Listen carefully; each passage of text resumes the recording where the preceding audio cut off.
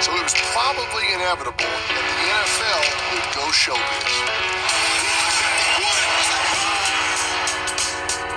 And that brought me to Baltimore to meet up with Brian Miller.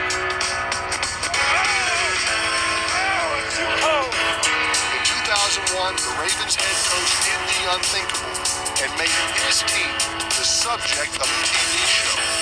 The first ever sports reality series, Hard Knocks. Get in here, we gotta go fast now. We all feel for Jamal. We're sorry about that.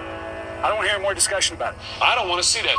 I'm embarrassed what I'm looking at. If you don't weigh in, Sam's not going to weigh in. There's a camera following the rookie, right? He's going to get cut. Come on. Put that in NFL films. Bleep it any way you want. So Steve Sable comes to you and says, hey, Coach, we want to wire you for every meeting, every practice, for the entire training camp. We're going to film you cut players. What was your first reaction? Who can I call? How did you do this? Nobody. Yeah, this had never been done before. And I had to think, wow, this is going to be pretty invasive. Right. This sucks. But I saw it as an opportunity, as a challenge and a motivation that the whole world is going to be watching this over summer, over training camp. Are we doing the things we know we got to do to get back to the Super Bowl? Guys, I tell you what, the clock is stopped. We're going to run this drill until we run it right. If it takes 4 hours. Allowing all those cameras to be around you all the time. Today, it's easier in the digital age we have. Everybody has a That's camera. what they know. You get that on camera? But they were very unobtrusive. And it's like anything. You just got used to it. Yeah. You know, I'd be in my office doing normal things, and there's the camera. And I'd be looking up and going, hey, you guys want to go to lunch? And the camera would raise up and down or go, because they're listening all the time. Don't you guys get tired of filming me? It's like, man, I can't even scratch my head. You started reality sports television. It really was. I thought Hard Knocks was a wonderful way for people to really get a sense of the humanity of it. Gotta go do my dadly duties now. Whether it's being cut, Been great having you around. You're a good man. whether it's the fact of a head coach that has that life. Let's see if you can perform under pressure. And if it didn't make you look good, it didn't make you look good.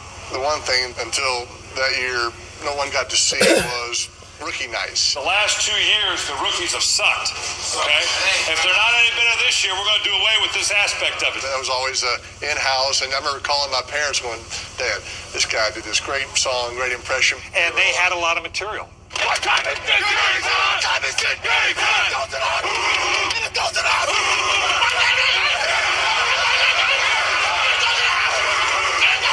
And it's on national TV. That was a hell of a group of rookies. There you go. I ain't see you have a head down.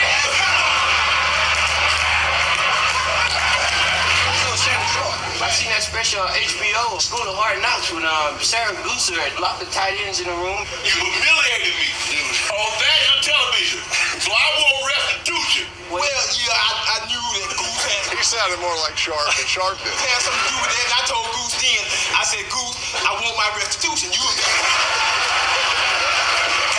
I also got to ask you about the turf, or whatever you want to call it, at the vet. Seems? Come here. Put this on TV. Was it as bad as you made it sound on the video? You could see it was stuff worse. moving. It was worse. It was worse. I want you to look at the give here. Okay, and it's all the way down. I don't know whether you can peel it up. Look at that. I can't get to the bottom of that one. We can't play on this field. And so I had to go back to the locker room and say, guys, pack it up. We're heading home. But keep your helmets on. Absolutely, especially out of that place.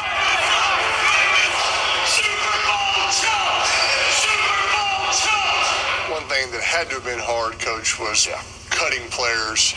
Yeah, just tell him Coach Billick needs to see him. And there's nothing more real about telling a kid. Absolutely. That was a concern of mine. And as someone who's been cut in the NFL twice, when I got cut by the Dallas Cowboys, I was just a slappy back-end tight end. I wasn't any good. Tom Landry sat with me for 30 minutes.